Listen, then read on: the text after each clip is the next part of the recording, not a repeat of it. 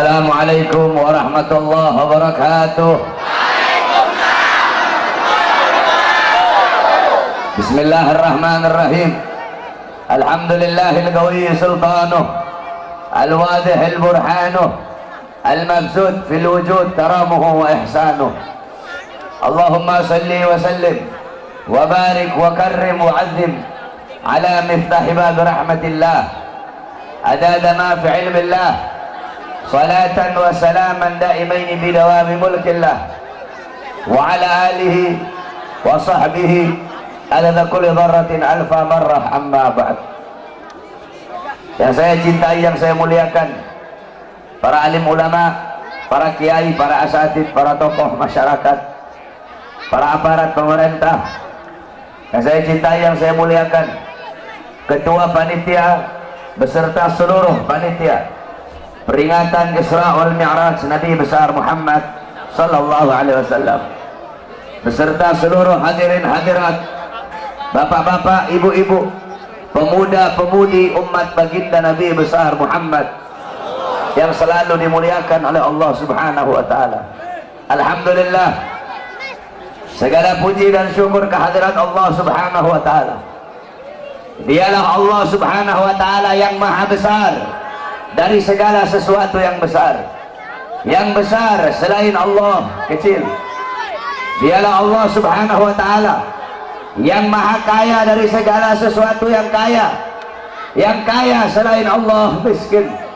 Dialah Allah yang maha perkasa, yang maha kuat. Yang perkasa, yang kuat selain Allah lemah. Dialah Allah raja di atas para raja, yang raja selain Allah hamba. Dialah Allah Subhanahu wa taala yang maha berkuasa selama-lamanya, yang berkuasa selain Allah, kadang berkuasa dan kadang tidak berkuasa. Dialah Allah yang maha tahu, yang tahu selain Allah adalah pencari pengetahuan. Dialah Allah yang maha berilmu, yang berilmu selain Allah adalah pencari ilmu. Dialah Allah yang maha hidup, yang hidup selain Allah pasti akan mati, yang ada selain Allah pasti akan tiada, yang wujud selain Allah pasti akan binasa. Sedangkan hidupnya Allah, adanya Allah, wujudnya Allah selama-lamanya kekal abadi, tidak akan pernah musnah dan tidak akan pernah binasa. Dan dialah Allah yang dimana pada malam hari yang mulia ini, di tempat yang penuh dengan barakah ini, Allah Subhanahu wa taala mengumpulkan kita di majelis ilmu, di majelis zikir yang penuh dengan kemuliaan ini. Semoga duduknya kalian di sini Allah ampuni dosa-dosa kalian, dosa-dosa yang telah lalu, dosa-dosa yang akan datang, dosa-dosa yang tampak, dosa-dosa yang tidak tampak, dosa-dosa yang besar, dosa-dosa yang kecil. Sebab duduknya kalian di sini mendapatkan keberkahan, mendapatkan keutamaan daripada baginda Nabi besar Muhammad sallallahu alaihi wasallam. Saudara-saudara, beruntung kalian menjadi umat yang paling baik, menjadi umat yang paling mulia, menjadi umat yang paling agung, menjadi umat yang paling utama, yaitu umat baginda Nabi besar Muhammad sallallahu alaihi wasallam. Umat yang selalu dibanggakan oleh Nabi, umat yang pertama kali dibangkitkan dari dalam kubur, umat yang kelak di akhirat akan menjadi pemimpin dari seluruh umat-umat yang lain. Umat yang dimana Allah, innal jannah muharramatun alal umam qabla an tadkhuluha ummatuh. Sesungguhnya sorga diharamkan oleh Allah untuk dimasuki oleh umat manapun sebelum sorga dimasuki oleh umat Nabi Muhammad. Beruntung kalian menjadi umat Nabi Muhammad SAW. Para nabi-nabi, rasul-rasul terdahulu, beliau-beliau iri kepada kita sebagai umat Nabi Muhammad. Di dalam kitab Nasaihul Ibad, Al-Imam Ibnu Hajar Al-Asqalani dikatakan bahwasanya Nabi Allah Adam alaihissalam, Nabi Adam berkata, sungguh aku iri kepada umat Muhammad karena Allah memberikan kepada mereka 4 macam kemuliaan yang tidak pernah Allah berikan kepada aku, tetapi Allah berikan kepada mereka sebagai umat Muhammad. Yang pertama kata Nabi Allah Adam alaihissalam, ketika aku berbuat salah, Allah lepaskan aku, Allah lepaskan pakaian yang ada di tubuhku. Aku berbuat salah dalam keadaan berpakaian, karena Allah murka, Allah lepaskan pakaianku. Sedangkan umat Muhammad, mereka berbuat dosa, mereka berbuat salah dalam keadaan telanjang, tapi tetap Allah berikan mereka pakaian. Saya berbuat salah dalam keadaan berpakaian, Allah lepaskan pakaian saya. Umat Muhammad kebalik, mereka berbuat dosa dalam keadaan telanjang, tapi tetap Allah berikan mereka pakaian. Ini tidak pernah Allah berikan kepada aku, tapi Allah berikan kepada umat Muhammad. Yang kedua, kata Nabi Adam alaihissalam, ketika aku berbuat salah, Allah menerima taubatku ketika aku berada di kota Mekah saja. Aku bertobat di tempat-tempat yang lain, Allah tidak terima taubatku. Tapi ketika aku berada di kota Mekah, Allah langsung terima taubatku. Bagi umat Muhammad, mereka bertaubat tidak harus ke Mekah. Dimanapun mereka bertaubat, akan Allah terima taubat mereka. Sedangkan aku, hanya Allah terima taubatku ketika di kota Mekah. Umat Muhammad, dimanapun mereka berada, Allah akan terima taubat mereka. Yang ketiga, kata Nabi Adam alaihissalam, ketika aku berbuat salah, Allah pisahkan aku dengan istriku Hawa selama ratusan tahun. Sedangkan bagi umat Muhammad, pagi, siang, sore, malam mereka berbuat dosa, mereka berbuat salah, tapi tidak Allah pisahkan mereka dengan anak dan istri mereka. Aku hanya satu kesalahan, Allah pisahkan aku dengan istriku selama ratusan tahun. Ini tidak pernah Allah berikan kepadaku, kata Nabi Adam. Yang keempat, kata Nabi Adam, aku berbuat salah di sorga, karena Allah murka, Allah keluarkan aku ke dunia, Allah turunkan aku ke dunia. Umat Muhammad kebalik, mereka berbuat dosa di dunia, berbuat salah di dunia, tetapi kalau mereka meninggal husnul khatimah, Allah angkat, Allah masukkan mereka ke surga. Empat kemuliaan ini tidak pernah Allah berikan kepada aku, tetapi Allah berikan kepada umat Muhammad. Beruntung kita menjadi umat baginda Nabi besar Muhammad, umat yang selalu dirindukan oleh Nabi, umat yang dimana qala Rasul sallallahu alaihi wasallam, Nabi Muhammad sallallahu alaihi wasallam bersabda di dalam hadisnya, idza yushaku ahadukum bisyaukatin fi rijlih la'ajidu ala maha fi qalbi. Apa kata Nabi? Andaikan salah satu dari kalian, wahai umatku, ada yang kakinya tertusuk duri, maka pasti kalian merasakan sakit. Rasa sakit yang kalian rasakan, itu pun aku rasakan, bahkan sampai ke dalam hatiku. Umat yang selalu dicintai oleh Nabi Muhammad, umat yang selalu diperdulikan oleh Nabi Muhammad.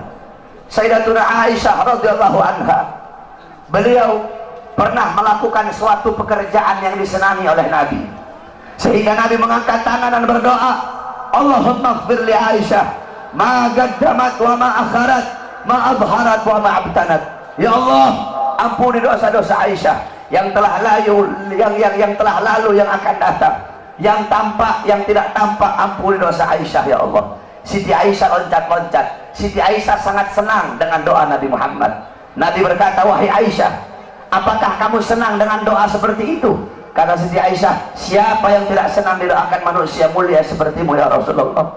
Kata Nabi, wahai Aisyah, kalau kamu senang dengan doa seperti itu, ketahuilah doa seperti itulah yang setiap yang setiap saat, setiap pagi, siang, sore, malam, setiap waktu aku mintakan kepada Allah untuk umatku.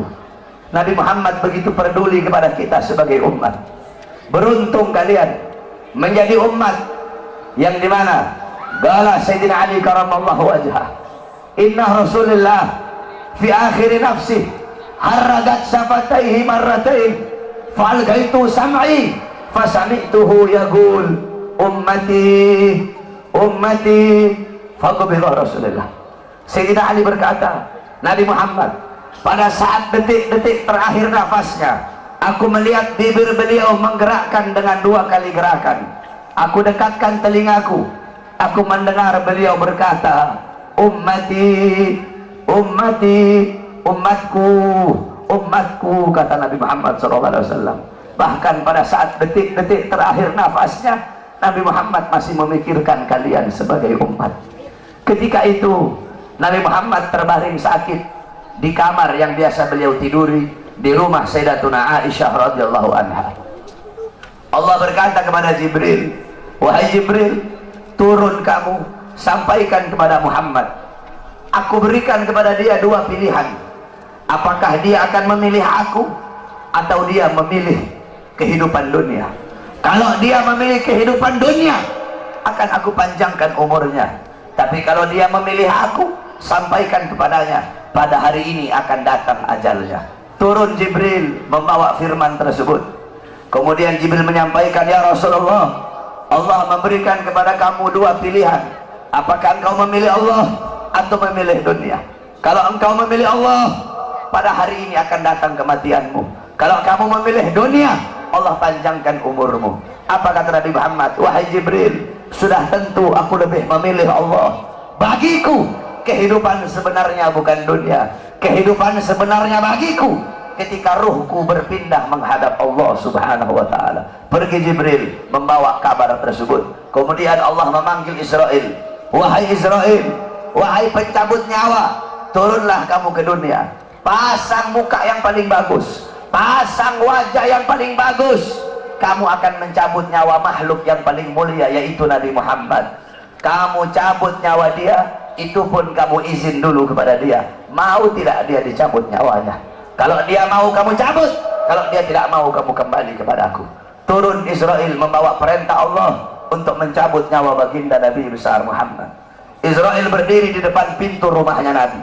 Israel tidak berani langsung masuk rumahnya Nabi. Israel berdiri di depan pintu rumah Nabi Muhammad.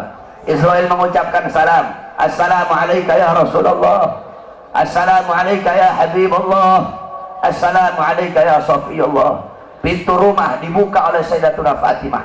Sayyidatuna Fatimah putrinya Nabi membuka pintu rumah tersebut. Siti Fatimah berkata, siapa engkau? Apakah engkau tidak lihat ayahku sedang terbaring sakit? Israel menjawab, aku yang memisahkan anak dengan orang tua, aku yang memisahkan orang tua dengan anak, aku yang memisahkan suami dengan istri, aku yang memisahkan istri dengan suami, aku yang menjadikan anak-anak menjadi yatim, aku yang menjadikan istri-istri menjadi janda, aku yang meramaikan kuburan, aku pemisah antara kehidupan dan kematian. Aku adalah Israel. Allah memberikan mandat kepada aku untuk mencabut nyawa seluruh makhluk, dan aku datang ke sini untuk mencabut nyawa makhluk yang paling mulia, baginda Nabi besar Muhammad. Siti Fatimah lari menangis. Siti Fatimah kembali ke pangkuan ayahnya. Siti Fatimah berkata, wahai ayahku, engkau akan wafat. Wahai ayahku, kau akan meninggal dunia. Israel sudah ada di depan ingin mencabut nyawamu ya Rasulullah. Rasulullah berkata, jangan kau bersedih wahai Fatimah. Wahai Fatimah, ketahuilah, setelah kematianku, engkau adalah manusia yang pertama kali akan menyusulku. Setelah kematianku nanti kelak, engkau adalah manusia yang pertama kali masuk surga setelah aku. Siti Fatimah mengusap air matanya. Datang Israel berdiri di hadapan Nabi Muhammad. Israel berkata, ya Rasulullah, dengan segala kerendahan hatiku, aku datang kemari untuk mencabut nyawamu atas perintah Allah. Aku izin dulu kepadamu, apakah engkau mau dicabut nyawa? Kalau engkau mau, aku cabut.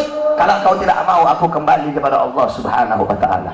Nabi Muhammad berkata, ya Jibril, wahai Jibril, aku belum puas meninggalkan umatku kalau belum diberi jaminan oleh Allah subhanahu wa ta'ala. Nabi Muhammad masih memikirkan nasib kita sebagai umat. Nabi Muhammad pergi menghadap apa? Jibril pergi menghadap Allah. Jibril berkata, ya Allah, kekasihmu Rasulullah meminta jaminan untuk umatnya. Apa kata Jibril? Ya Rasulullah, ya Allah, kekasihmu meminta jaminan untuk umatnya. Allah berkata, Allah berfirman, fa'auhallahu ta'ala ala Jibril, basyirhu ya Jibril, innahu awwalu nasin kharijun minal ardi idha bu'isu wa sayyiduhum idha jami'u fabasyirhu innal jannah muharramatun alal umam qabla an tadkhuluha ummatuh. Nabi Allah berkata kepada Jibril, wahai Jibril, sampaikan kepada kekasihku Muhammad, dia adalah manusia yang pertama kali akan aku bangkitkan dari dalam kubur. Dia adalah manusia yang menjadi pemimpin seluruh manusia di dunia dan akhirat. dia menjadi pemimpin kelak ketika hari kebangkitan, dan sampaikan kepadanya, jaminan dariku surga aku haramkan untuk dimasuki oleh umat manapun sebelum surga dimasuki oleh umatnya. Turun Jibril bawa wahyu tersebut. Rasulullah berkata, al-an qarrat aini, sekarang aku senang, sekarang aku puas, cabutlah nyawaku wahai Israil. Dicabut nyawa Nabi Muhammad SAW. Ketika dicabut nyawa Nabi Muhammad mendesah. Nabi Muhammad berkata, dicabut lagi nyawa Nabi Muhammad. Nabi Muhammad berkata, Nabi Muhammad merasakan sakit. Di sebelah kanannya Nabi ada sebuah cawan berisi air. Nabi Muhammad letakkan tangannya di cawan tersebut.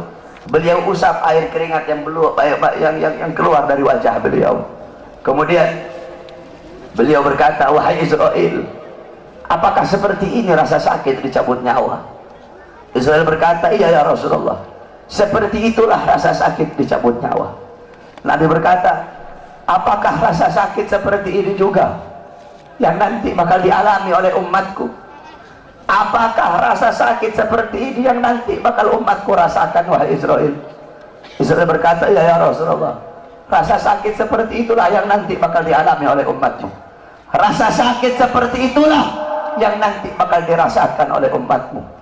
Mendengar itu Nabi Muhammad menangis. Nabi Muhammad mengangkat tangan.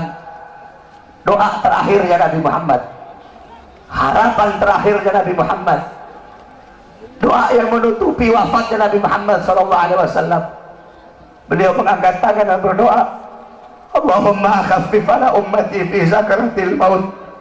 Ya Allah, ringankanlah sakaratul maut umatku.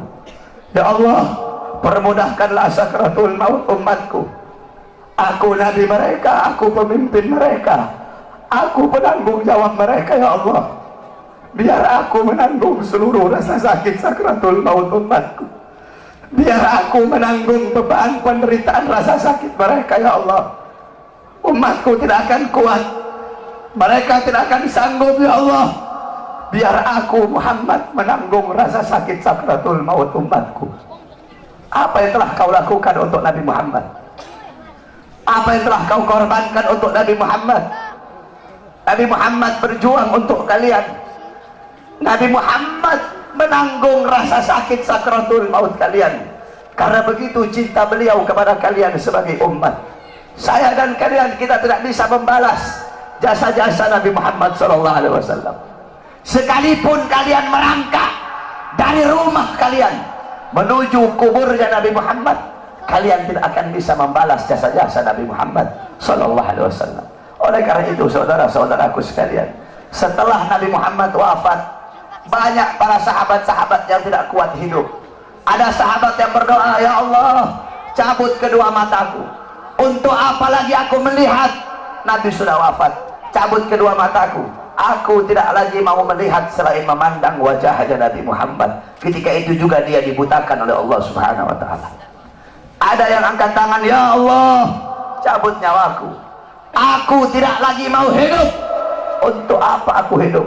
Nabi Muhammad sudah wafat, cabut nyawaku ya Allah. Ketika itu juga Allah cabut nyawanya. Kemudian ada seorang perempuan, ada seorang wanita, balat li Aisyah, ya Aisyah, ikshif li kabrin Nabi. Wahai Aisyah, bukakan untukku kuburnya Nabi Muhammad. Dibuka kuburnya Nabi oleh Siti Aisyah. Masuk ini perempuan, fabakat hatta matat. Wanita ini menangis depan kuburnya Nabi sampai dia mati saat itu juga. Ketika itu banyak para sahabat yang tidak ada lagi gairah hidup. Sayyidina Abu Bakar As-Siddiq radhiyallahu anhu. Kamu tahu Sayyidina Abu Bakar? Sayyidina Abu Bakar seorang sahabat yang sangat dekat dengan Nabi Muhammad. Para ulama mengatakan Sayyidina Abu Bakar As-Siddiq, beliau wafat dengan dua sebab. Sayyidina Abu Bakar meninggal gara-gara dua sebab. Pertama sebab dohir, kedua sebab batin. Sebab dohirnya apa? Karena beliau pernah dikasih makanan yang ada racunnya, dimakan oleh beliau. Racun itu lama-lama menggerogoti kesehatan beliau. Itu sebab dohir. Sebab batin beliau meninggal, kenapa? Sebab batin beliau meninggal karena terlalu merindukan baginda Nabi besar Muhammad SAW. Istri beliau berkata, setiap kali Abu Bakar bangun dari tidur, pasti bantalnya beliau basah. Basah dengan apa? Basah dengan air mata kerinduan kepada baginda Nabi besar Muhammad. Kamu tahu, setelah Nabi Muhammad wafat, Sayyidina Abu Bakar As-Siddiq duduk kayak begini. Beliau duduk di pojokan sambil begini, sambil beliau bilang, andaikan Rasulullah ada di sampingku, andaikan Rasulullah ada di sisiku, sungguh aku merindukan sosok baginda Nabi besar Muhammad. Bilal ibn Rabah, muazzinnya Nabi, setelah Nabi wafat, Bilal pergi pindah, nggak mau lagi beliau tinggal di Madinah. Kenapa? Tidak kuat teringat kenangan bersama baginda Nabi besar Muhammad. Selama 2 tahun Bilal pindah ke Syam. Kemudian selama 2 tahun beliau di sana, tiba-tiba mimpi Nabi Muhammad. Nabi Muhammad berkata, wahai Bilal, datang kau berziarahlah kepada aku. Datang Bilal selama 2 tahun. Bilal datang ziarah di kuburnya Nabi Muhammad. Ketika Bilal ziarah di kuburnya Nabi Muhammad sambil menangis, tiba-tiba datang Sayyidina Umar bin Khattab. Sayyidina Umar berkata, wahai Bilal, kami sudah lama tidak mendengar suara azanmu. Maukah engkau azan untuk kami, wahai Bilal? Bilal menolak, Bilal tidak mau. Datang Sayyidina Abu Bakar As-Siddiq, wahai Bilal, kami sudah lama tidak mendengar suara azanmu. Maukah kau azan untuk kami, wahai Bilal? Apa kata Bilal? Wahai Abu Bakar, apakah dulu kamu membebaskan aku karena Allah atau karena dirimu? Kalau dulu kamu membebaskan aku karena Allah, jangan kau paksa aku untuk azan. Tapi kalau kau membebaskan aku karena dirimu, aku akan azan untuk dirimu. Dulu setiap aku mengucapkan asyhadu anna Muhammadar Rasulullah, Nabi Muhammad selalu tersenyum kepada aku. Sekarang ketika aku mengucapkan itu, siapa yang akan tersenyum kepadaku? Jangan kau paksa aku untuk azan, wahai Abu Bakar. Tiba-tiba datang 2 orang pemuda. Pemuda yang pertama dari perut ke atas mirip Nabi Muhammad. Pemuda yang kedua dari perut ke bawah mirip Nabi Muhammad. Mereka adalah Sayyidina Hasan dan Sayyidina Husain, cucunya Nabi Muhammad SAW. Sayyidina Hasan dan Sayyidina Husain berkata, wahai Bilal, maukah kau azan untuk kami sebagaimana kau azan untuk datuk kami baginda Nabi besar Muhammad? Bilal menangis. Apa kata Bilal? Wahai cucu Rasulullah, kalau aku menolak permintaan kalian, kelak aku akan menghadap Nabi Muhammad. Aku akan jawab apa ketika aku ditanya oleh Nabi Muhammad? Abu Bakar memerintahkan aku tidak mau. Umar memerintahkan aku tidak mau. Kalau kalian yang perintahkan, aku tidak bisa menolak. Karena kalau aku tolak, aku takut kelak di hadapan kakek kalian tidak bisa menjawab apa-apa. Aku takut tidak mendapatkan perhatian. Aku takut tidak mendapatkan syafaat dari kakek kalian. Naik Bilal di tempat yang biasa beliau azan. Bilal mengumandangkan azan. Allahu Akbar, Allahu Akbar, Allahu Akbar, Allahu Akbar. Kamu tahu penduduk Madinah ketika itu gempar.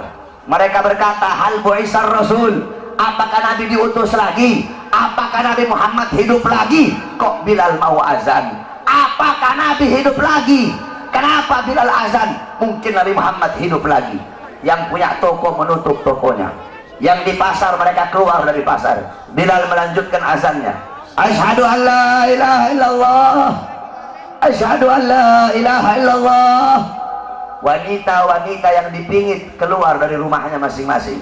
Mereka meneriakkan, hal bu'isar Rasul, apakah Nabi diutus lagi? Apakah Nabi hidup lagi? Sehingga Bilal mau azan. Begitu mereka merindukan sosok Nabi Muhammad. Ketika mereka sampai di tempat Bilal azan, mereka tidak melihat sosoknya Nabi. Ketika itu Madinah tenggelam dalam lautan air mata. Itu kecintaan mereka para sahabat kepada Nabi, kerinduan mereka setelah wafatnya baginda Nabi besar Muhammad SAW. Oleh karena itu, saudara-saudaraku sekalian yang dimuliakan oleh Allah Subhanahu wa taala, cintai oleh kalian Nabi Muhammad, ikuti beliau, jadikan beliau sebagai uswah, sebagai qudwah, sebagai teladan dan pedoman kamu dalam kehidupan sehari-hari.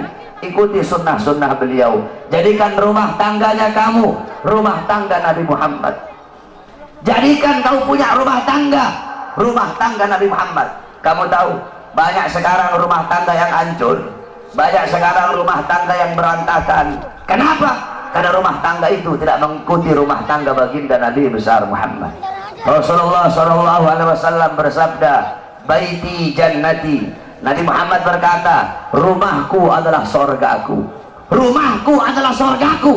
bukan rumah yang mewah, bukan rumah yang megah, bukan rumah yang tingkat, bukan isi rumah itu perabotan-perabotan yang mahal, bukan suami yang kaya, bukan suami yang ganteng, bukan istri yang cantik, bukan anak-anak yang pintar dalam urusan dunia. Bukan itu baiti jannati. Baiti jannati, rumahku, surgaku, adalah suami yang taat kepada Allah, suami yang patuh kepada Allah, istri yang taat kepada Allah, istri yang patuh kepada Allah, anak-anak yang taat kepada Allah, anak-anak yang patuh kepada Allah, rumah tangga yang dihidupkan dengan salat, rumah tangga yang dihidupkan dengan Al-Quran, rumah tangga yang dihidupkan dengan sunnah-sunnah Nabi.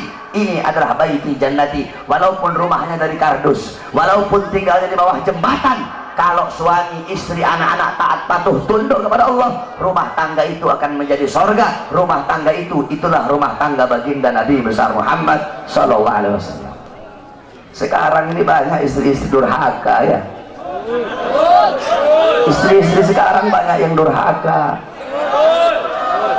Kalian ibu-ibu sebagai seorang istri harus jadi istri yang soleha, harus jadi istri yang taat kepada Allah, jadi istri yang taat kepada suami, harus ikhlas menerima kekurangan suami sebelum ikhlas menerima kelebihan suami. Ini ibu-ibu sekarang ikhlasnya menerima kelebihan doang, kekurangan suaminya nggak mau diterima.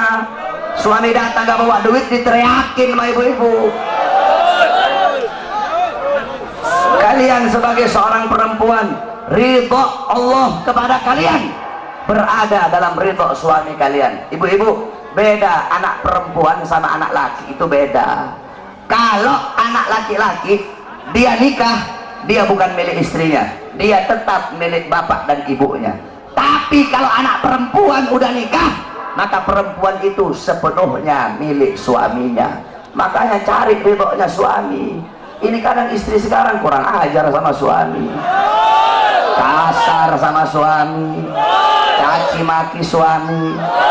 Nggak heran suami-suami jadi pada takut istri semua. Kalian sebagai seorang wanita ikhlas terima kekurangan suami kalian, sabar dalam ngurusi rumah tangga kalian. Soalnya ibu-ibu tahu, zaman sekarang ini kita kalau mau cari perempuan cantik banyak, mau cari perempuan kaya banyak, mau cari perempuan pintar banyak. Saya sehari 10 bisa saya dapat. Kalau cuma mau cari cantik doang, saudara-saudara. Yang susah perempuan yang ikhlas menerima kekurangan suaminya dan sabar di dalam mengurusi urusan rumah tangga. Kalian sebagai seorang istri, tempatkan kedudukan kalian di bawah kaki suami dan taruh suami kalian di atas kepala kalian. Rendahkan suara kalian di hadapan suami. Suara istri itu harus lebih rendah daripada suara suami. Ini ibu-ibu, suaminya A, ibu-ibunya A, jauh kemana-mana sama suara suami. Suaminya datang nggak bawa apa-apa, kasihan, habis jadi gojek jauh-jauh, kehujanan, kepanasan, berantem sama Ahok, pulang ke rumah nggak bawa apa-apa, dilempar panci suaminya. Udah gojek kemana-mana, ada yang jualan rokok, kasihan, di sana cari nafkah untuk ngasih makan anak bini. Datang ke rumah nggak bawa apa-apa, diomelin sama istri. Hargai keringat suami kalian yang jatuh untuk menafkahi kalian sebagai anak istri. Jadilah kalian seorang wanita yang nggak banyak ngeluh sama suami. Ibu-ibu tahu, ibu-ibu kalau banyak ngeluh sama suami, jangan heran kenapa rezekinya suami kamu mampet. Kenapa? Karena banyak istri-istri yang suka ngeluh. Jadi jangan banyak ngeluh, udah ikhlas aja. Suami mau datang bawa uang kayak nggak bawa uang kayak, ikhlas kamu, jangan ngeluh. Justru semakin ngeluh semakin mampet. Kamu doakan kamu punya suami, ya Allah semoga suami saya dikasih rezeki yang banyak, permudah rezeki suami saya. Jangan banyak ngeluh, nuntut ini nuntut itu, beli bedak harga 1 juta. Ibu-ibu tahu wanita-wanita yang ada di Hadramut?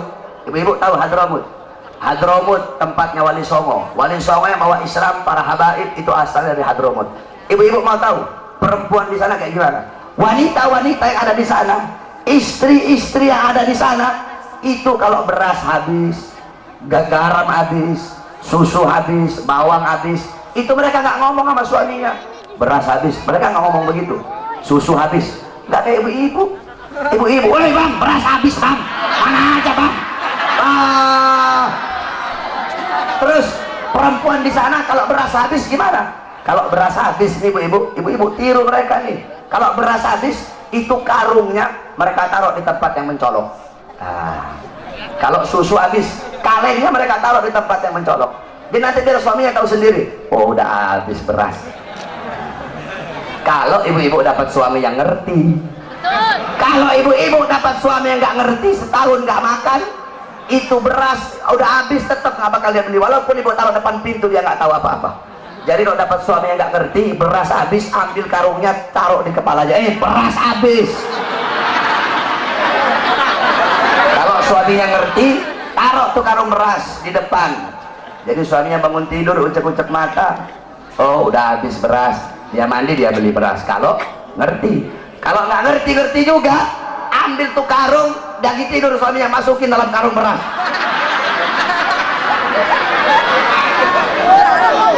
Itu wanita-wanita yang ada di sana. Kenapa? Karena mereka begitu menjaga perasaan suaminya. Ibu-ibu tahu, Rasulullah pernah ngomong sama Siti Fatimah, wahai Fatimah, maukah aku kasih tahu kamu siapa wanita yang nanti memegang tali kendaraanmu? Kata Siti Fatimah, siapa wahai ayahku? Namanya adalah Mutiyah. Coba kamu pergi, rumahnya ada di ujung sana, kamu cari tahu apa amal yang dia lakukan sehingga nanti dia bakal masuk surga pegang tali kendaraan kamu. Amin. Pergi Siti Fatimah, bawa Sayyidina Hasan yang ketika itu masih kecil. Sayyidina Hasan masih kecil ketika itu, dibawa oleh Siti Fatimah, diketuk pintu rumah, assalamualaikum, nggak dibuka ibu-ibu. Dari dalam dijawab, waalaikumsalam. Man, siapa? Ana Fatimah binti Rasul, aku adalah Fatimah putrinya Rasulullah. Oh iya wahai Fatimah, kalau engkau sendiri silahkan masuk, tapi kalau engkau bersama laki-laki, jangan masuk wahai Fatimah. Aku bersama laki-laki, siapa? Anakku masih kecil, oh maaf, kamu tidak boleh masuk. Tapi dia masih kecil, walaupun masih kecil, aku izin dulu kepada suamiku, besok nanti kamu balik lagi, saya izin dulu kepada suamiku. Lihat bagaimana Siti Mutia. Ibu-ibu sekarang, Pak RT, Pak RW datang ke rumah, Waalaikumsalam, suaminya ada nggak ada? Oh mari masuk Pak RT, mari masuk Pak RW. Mau kopi apa mau teh Pak RW? Gak boleh. Mau yang datang presiden, kalau belum izin kepada suami, tidak boleh, haram. Boleh. Akhirnya apa? Besoknya datang. Ibu-ibu sabar ya, istri dulu nanti baru suami. Sabar dulu. Nanti gantian. Kalau mereka yang saya ini, kamu teriak-teriak kayak mereka nanti ya.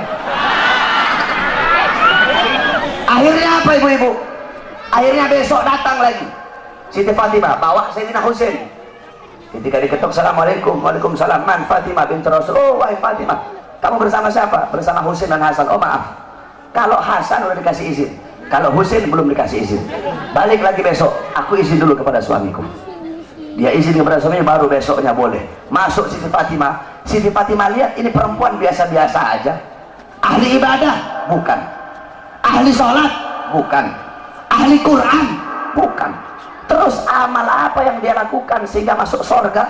Nanti megang tali kendaraan Siti Fatimah. Padahal ini perempuan biasa-biasa saja. Tiba-tiba Siti Fatimah melihat ada 3 buah benda. Itu 3 buah benda sangat dikeramatkan, jadi sangat diagungkan sama Siti Mutia. 3 benda itu adalah cambuk, lap, sama gunting. Cambuk, lap, sama gunting. Siti Fatimah tanya, wahai Mutia, 3 buah benda ini untuk apa? Kok kayaknya kamu istimewakan ini 3 benda ini? Kata Siti Mutia, oh itu lap, ketika suamiku pulang cari nafkah, aku lapin seluruh keringatnya yang jatuh, aku lap. Karena keringat itulah yang jatuh untuk mencari nafkah, untuk menghidupi aku dan anak-anakku. Kira-kira ada istri di sini begitu? Tidak ada. Awas kamu sampai rumah dihantam sama istri kamu nanti. Ibu-ibu bisa begitu? Bisa nggak? Suaminya pulang habis dari gojek, terus digituin, bisa? Dilapin keringatnya. Tapi jangan pakai lap, pakai keset.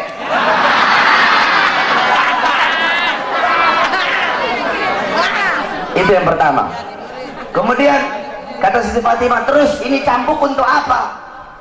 Siti Mutia jawab, cambuk ini ketika suamiku aku sediakan makan, suamiku makan, ketika habis makan aku kasih cambuk. Wahai suamiku, kalau makanan ini tidak enak, aku rela, aku ridho engkau cambuk agar jadi pelajaran bagiku, biar besok bisa masak lebih enak lagi. Kamu lihat itu, ada ibu-ibu sini begitu. Istri kamu masak, kamu protes, mah keasinan mah, masak aja sendiri. Begitu ya, protes mulu. Masak istri sana, udah uang belanja kurang, banyak protes. Istri sekarang begitu tuh. Terus ini gunting terakhir, gunting ini untuk apa? Dijawab sama Siti Mutia, sebelum aku tidur aku kasih gunting kepada suamiku dan aku bilang, wahai suamiku, apabila dari tadi pagi sampai sekarang ada kata-kataku yang menyakiti perasaanmu, aku rela, aku ridho engkau potong lidahku. Subhanallah. Ada, kamu cari gimana perempuan kayak begitu sekarang? Yang ada cabai-cabai syar'i sekarang banyak.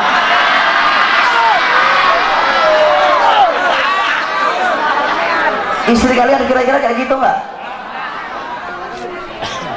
Itu ibu-ibu Siti Mutia. Nah, kalian sebagai seorang wanita, jadikan beliau-beliau sebagai teladan kamu, para wanita sorga. Siti Mutia, Sayyidatuna Fatimah, Sayyidatuna Khadijah, Sayyidatuna Aisyah radhiyallahu anha, Sayyidatuna Khadijah radhiyallahu anha, kemudian Ummu Salamah radhiyallahu anha, Ummu Sulaim radhiyallahu anha, Ummu Aiman radhiyallahu anha, Siti Khansa radhiyallahu anha.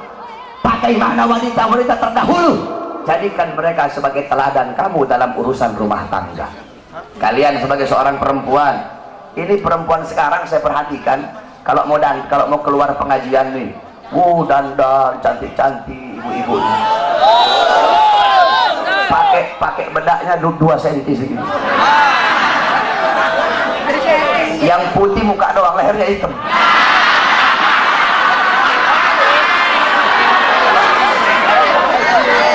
Kalau mau ke pengajian, dandan cantik-cantik.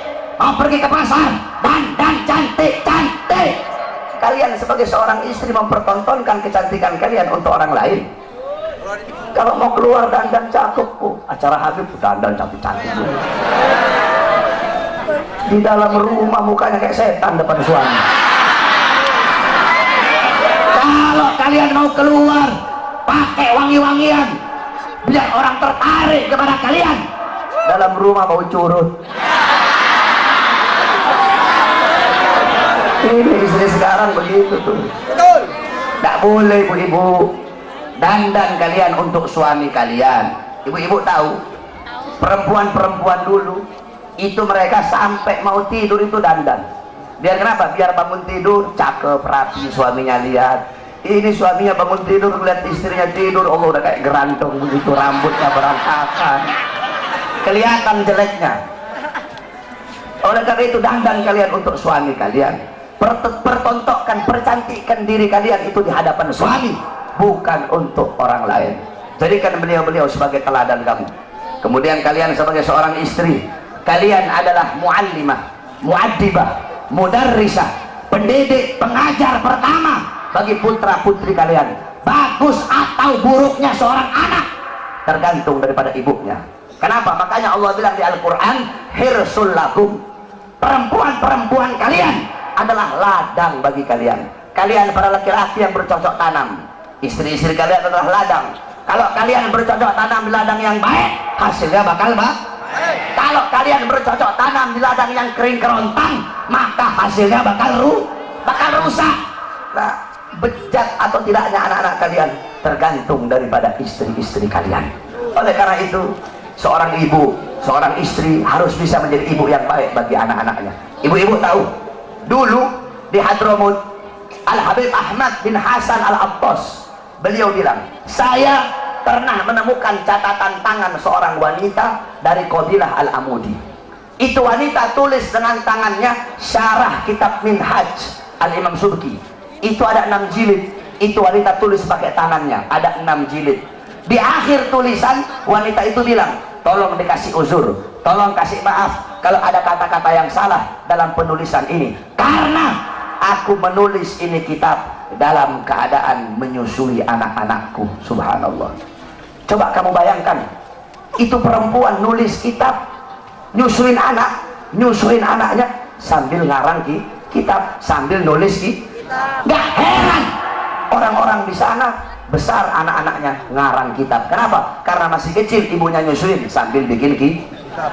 Ibu-ibu sekarang nyusuin anak sambil dengar dangdut. Akhirnya anaknya besar jadi tukang dangdut anak kamu.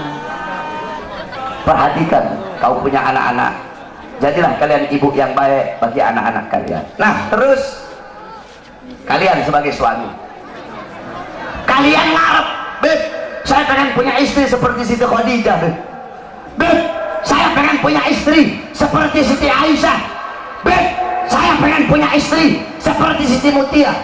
Kamu suami pengen punya istri seperti Siti Khadijah, maka kamu harus bisa menjadi sosok Nabi Muhammad. Kamu pengen punya istri seperti Siti Fatimah, maka kamu harus bisa menjadi sosok Sayyidina Ali. Pengen punya istri kayak Siti Khadijah, kelakuan kamu kayak Fir'aun. Bagaimana kamu mau dapat istri kayak Siti Khadijah? Kelakuan kamu kayak binatang, kelakuan kamu kayak Fir'aun, kelakuan kamu kayak setan sebagai suami. Terus kamu ngarep punya istri seperti Siti Khadijah. Mereka para istri adalah makmum, kalian adalah seorang imam. Baik buruknya istri tergantung dari kalian sebagai seorang imam. Ya ibu-ibu ya. Jadi bagus rusaknya anak tergantung dari seorang istri. Bagus rusaknya istri tergantung dari seorang suami. Makanya kalian didik istri-istri kalian. Kenapa saya ngomong istri-istri? Sebab kan dalam Islam boleh 2, 3, 4. Makanya saya ngomong istri-istri. Jangan mengharamkan sesuatu yang dihalalkan oleh Allah Subhanahu wa taala. Nah, terus apa namanya tadi? Jadilah kalian seorang suami yang memberi makan anak istri kalian dengan makanan yang halal, makanan yang baik, nafkah yang halal, nafkah yang baik. Jangan asal-asalan kalau ngasih makan anak istri itu. Jangan kasih makan anak istri kalian dari barang haram, dari nafkah yang haram, dari hasil nipu orang, dari hasil judi, dari hasil mencuri, dari hasil riba. Akhirnya tidak ada berkah bagi anak dan istri kalian. Jangan heran kenapa istri kalian melotot di hadapan kalian, kenapa istri kalian membantah perintah kalian, kenapa istri kalian caci maki kalian, kenapa anak-anak kalian jauh dari Allah, anak-anak kalian jauh dari agama. Karena kalian sebagai seorang suami memasukkan nafkah yang haram di dalam tubuh anak dan istri kalian. Kamu tahu doa Rasul, inna fil jasadi mudghatan idza saluhat saluhal jasadu kulluh wa idza fasadat fasadal jasadu kulluh ala wahyal qalb.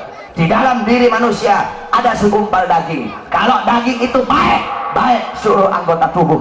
Kalau daging itu rusak, maka rusak seluruh anggota tubuh. Ingat, daging itu adalah hati. Kalau hati itu tumbuh dari makanan, kalau kamu kasih makan anak istri kamu dari makanan yang baik, maka anak istri kamu akan jadi anak istri yang baik. Tapi kalau kamu kasih makan anak istri kamu dari barang yang haram, dari barang nafkah yang haram, jangan heran kalau anak istrimu melakukan sesuatu yang diharamkan oleh Allah Subhanahu wa taala. Dulu ada seorang wali besar, ulama besar, yaitu Al-Imam Haramain. Beliau dulu pernah ditanya, saudara-saudara. Beliau ditanya tentang satu permasalahan. Beliau nggak bisa jawab. Ketika beliau nggak bisa jawab, beliau bilang, mungkin saya tidak bisa jawab pertanyaan kamu gara-gara masih ada air susu yang tertinggal di tenggorokan saya. Maksudnya apa ada air susu yang tertinggal? Dulu saya waktu masih kecil, bapak saya sangat hati-hati memberi makan ibu saya ketika ibu saya sedang menyusui saya. Tiba-tiba ada seorang budak perempuan ambil saya. Itu budak susui saya tanpa sepengetahuan orang tua saya. Ketika ibu saya tahu, langsung saya diambil, dikasih kepada bapak saya. Bapak saya masukkan jari telunjuknya ke tenggorokan saya, mengeluarkan air susu budak tersebut. Karena itu adalah air susu yang subhat. Mungkin aku tidak bisa jawab pertanyaan kamu karena masih ada air susu yang tertinggal. Coba kamu lihat orang-orang dulu sampai segitunya berhati-hatinya mereka dalam memakan makanan yang subhat. Kamu tahu Al-Imam Hanafi. Imam Hanafi 7 tahun nggak pernah makan kambing. Kenapa 7 tahun nggak makan kambing? Semenjak ada kambing milik Baitul Mal di Kufah yang hilang, jadi Baitul Mal itu ada kambing. Ada orang nyumbang kambing di Baitul Mal. Itu kambing hilang. Ketika itu kambing hilang, Imam Hanafi nggak mau makan kambing. Kenapa? Takut kalau beliau makan kambing, ternyata kambing yang dimakan adalah kambing milik Baitul Mal di Kufah yang hilang tersebut. Beliau nanya sama tukang kambing, biasanya kambing itu usianya berapa tahun? 7 tahun ya Imam. Maka 7 tahun beliau tidak makan kambing sampai betul-betul yakin kalau kambing itu sudah mati, baru beliau mau berani makan kambing. Karena begitu hati-hatinya di dalam perkara yang syubhat. Al-Imam Nawawi, beliau nggak mau makan apel. Kenapa nggak mau makan apel? Karena apel di daerah beliau ditanam di lahan-lahan, di tanah-tanah milik pejabat. Kemudian Al-Imam Syirazi yang ngarang kitab Muhaddab, beliau tidak mau makan sayuran yang berasal dari Damaskus. Kenapa? Karena sayuran yang berasal dari Damaskus itu ditanam di tanah-tanah milik pejabat, makanan syubhat. Mereka menjaga. Kenapa? Karena kalau hati udah masuk makanan haram, hati tumbuh dari makanan yang syubhat, tumbuh dari makanan yang haram, maka hati itu akan mendorong seluruh bagian tubuh untuk melakukan hal-hal yang diharamkan oleh Allah. Oleh karena itu, wasiat saya bagi kalian para suami, beri makan anak istri kalian dari sesuatu yang halal, rizki yang halal, nafkah yang halal. Itulah baiti jannati, itulah rumahku sorgaku. Jadi ingat, rumahku sorgaku bukan rumah yang mewah, bukan rumah yang megah, bukan suami yang cantik, bukan suami yang kaya, bukan istri yang cantik, bukan anak-anak yang pintar dalam urusan dunia. Baiti jannati, rumahku sorgaku, suami yang taat patuh tunduk kepada Allah Subhanahu wa ta'ala. Kan enak kamu kalau dapat istri, istrinya subuh udah bangun duluan, nanti dibangunin, ayo salat bareng, jadi imamnya saya, ya enak, adem. Kamu pulang capek-capek, istri kamu sambut dengan senyuman. Bang Koid, mau kopi atau mau teh Bang Koid? Kan enak. Bang Entis mau kopi atau mau teh Bang Entis? Bang Entis bilang, mau nikah lagi Neng. Itu kopi masih panas dilempar ke mukanya Entis. Entis keok. Takut istri begini mau kawin lagi ya.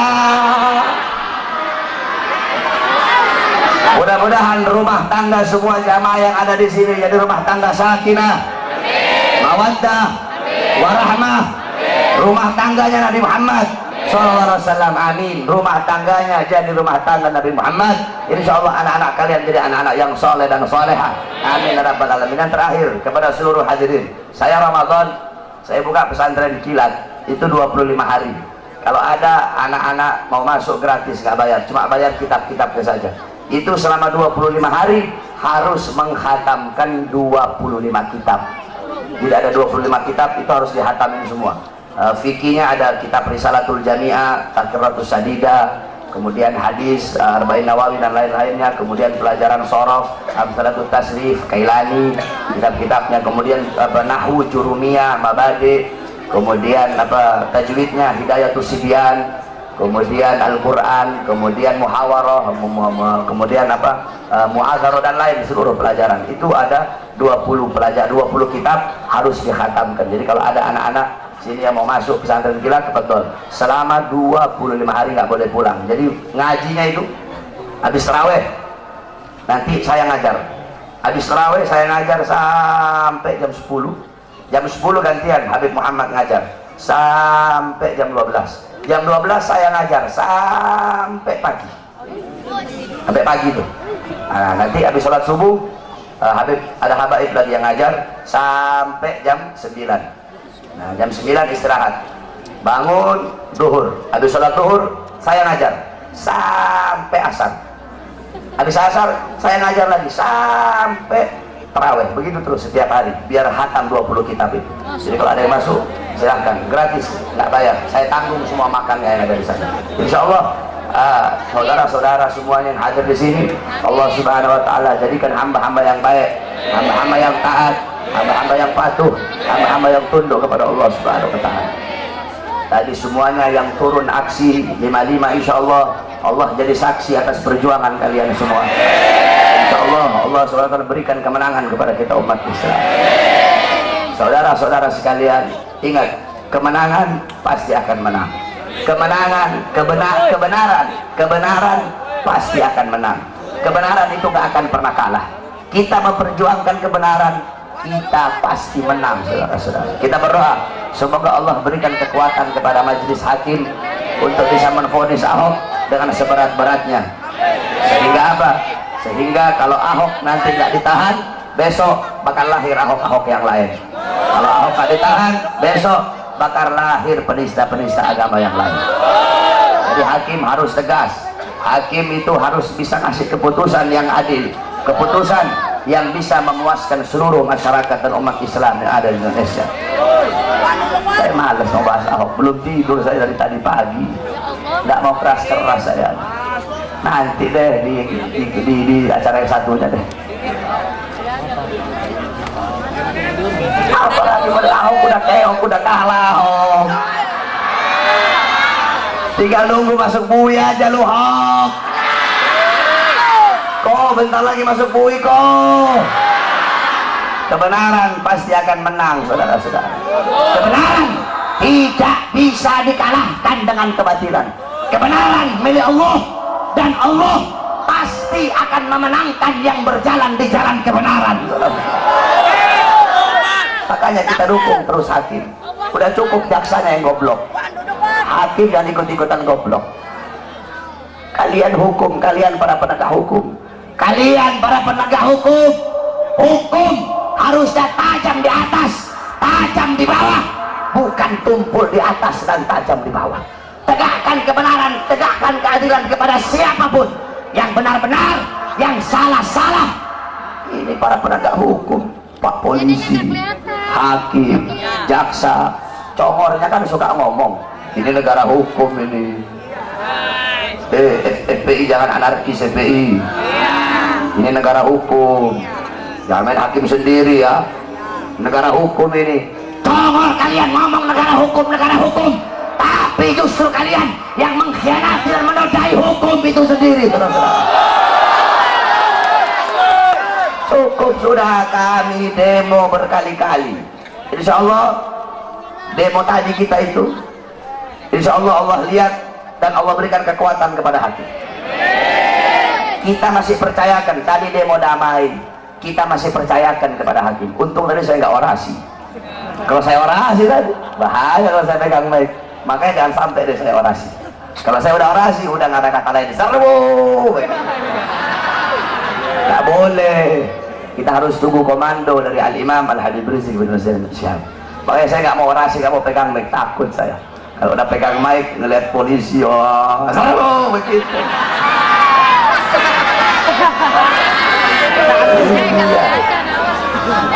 Oleh karena itu, kita berikan kepada hakim, kita masih sabar.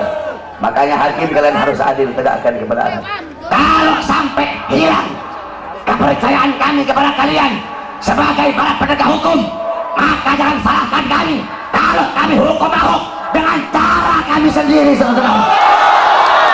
Kami para pemuda-pemudi akan cari Ahok sampai ke lubang sebut, kami bantai dia kalau sampai bebas, saudara.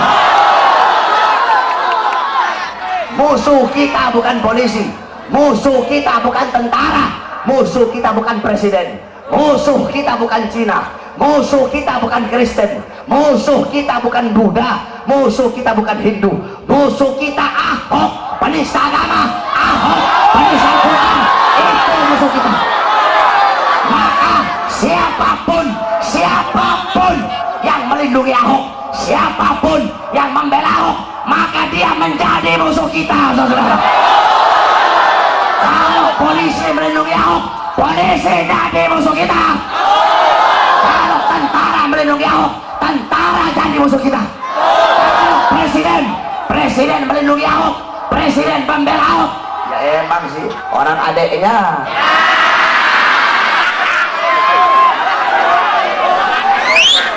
Adeknya nyusunya kan bareng-bareng sama Banteng.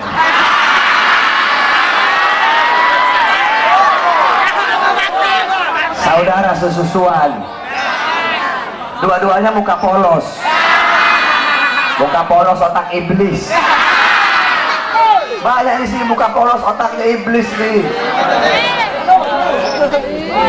Mukanya polos, otaknya otak bangsat. Kalau presiden melindungi Ahok, membela Ahok, presiden jadi musuh rakyat, presiden jadi musuh kita umat Islam, dan akan kita lanjutkan. Makanya demi keutuhan NKRI, demi keutuhan Bhinneka Tunggal Ika, demi keutuhan bangsa, tangkap Ahok, penjarakan Ahok, hukum Ahok dan selanjutnya. Allahu Akbar.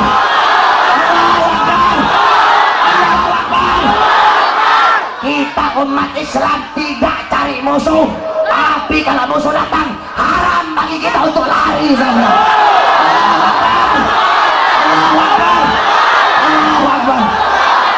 Allahumma balighna fi Sya'ban wa balighna Ramadan. Allahumma balighna fi Sya'ban wa balighna Ramadan. Allahumma balighna fi Sya'ban wa balighna Ramadan. Wa sallallahu alaihi wasallam Muhammad wa ala alihi washabbihi wa barik wa sallam. Alhamdulillahi rabbil alamin. Wal 'afwu minkum. Wassalamu alaikum warahmatullahi wabarakatuh. Saudara-saudara, oh stop, jangan ada yang balik dulu. Mari sama-sama kita bersalawat kepada Nabi Muhammad. Hafal salawat yang baru. Hafal ya yang baru ya. Nah, kita qasidah sambil kita mengeluarkan harta kita dari jalan Allah Subhanahu wa taala. Ya. Keluarkan harta kita dari jalan Allah Subhanahu wa taala.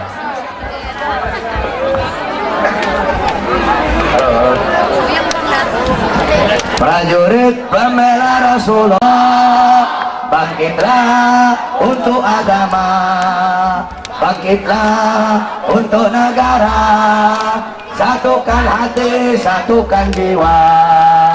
Musuh di depan mata, lawan dia sampai berdarah, berdarah untuk agama dan negara. Tercipta kematian murah harganya. Maju ayo, maju ayo terus maju, habisi pengkhianat bangsa. Kami berjanji demi Allah, rela binasa demi agama. Wahai prajurit pembela Rasulullah, berjuanglah tanpa lelah. Walau harus merangkak dengan mata, takkan mundur walau satu langkah, takkan mundur walau satu langkah. Wahai para pemudi-pemuda, kibarkan panggilan Mustafa, serahkan jiwa untuk agama, mencari syahid di jalan Allah. Maju pantang menyerah, walau bergelimangan darah, berdarah, jadi saksi Allah. Mati syahid adalah hari raya. Maju ayo terus maju, habisi pengkhianat bangsa. Kami berjanji demi Allah, rela binasa demi agama. Wahai prajurit pembela Rasulullah, berjuanglah tanpa lelah. Walau harus merangkak dengan mata, takkan mundur walau satu langkah, takkan mundur walau satu langkah. Wahai para pejuang agama, bangkitlah. Wahai para singa-singa Allah, bangunlah. Musuh sudah di depan mata, lawanlah. Kejayaan menanti kita, kejayaan menanti kita, kejayaan menanti kita. Rebutlah. Maju ayo terus maju, habisi pengkhianat bangsa. Kami berjanji demi Allah,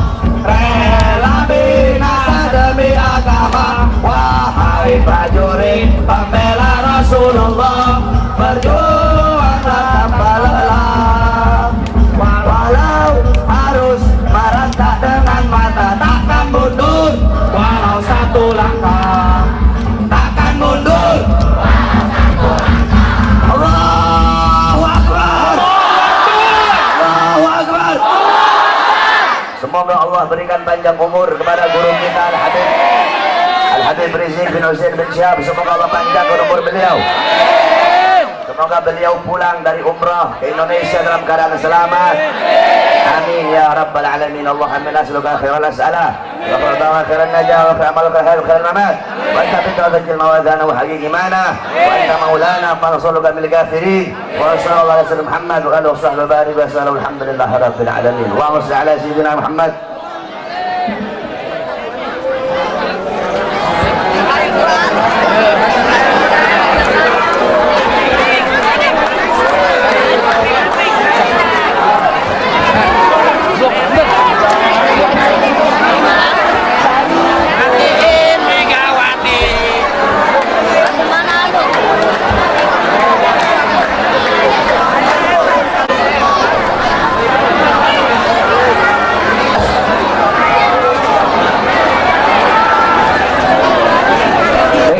Acara telah sama-sama kita laksanakan.